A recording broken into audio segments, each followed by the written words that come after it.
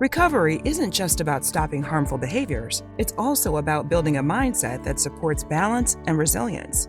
This is where unconditional other-acceptance comes in. It's recognizing that everyone, just like you, is doing their best and deserves acceptance, even if they sometimes make mistakes or do things you don't like. When people behave in ways we don't agree with or are harmful to us, we often seek justice of some kind. This might come in the form of an apology or seeing them get punished. When we think about them, we might use phrases like, "they should be punished," or "they must apologize," or we might overgeneralize and think, "they always get away with it," or "they are the worst person ever." We move forward by not projecting retribution outward, but by remembering that while we can't control others, we can control our own responses to others. With unconditional other-acceptance, when someone else's actions bother you, take a moment to think about the person as a whole. Remember that everyone has their struggles and deserves understanding. We don't need to forgive them, just accept them without condition. This doesn't mean you have to accept bad behavior. Instead, it's about seeing the whole person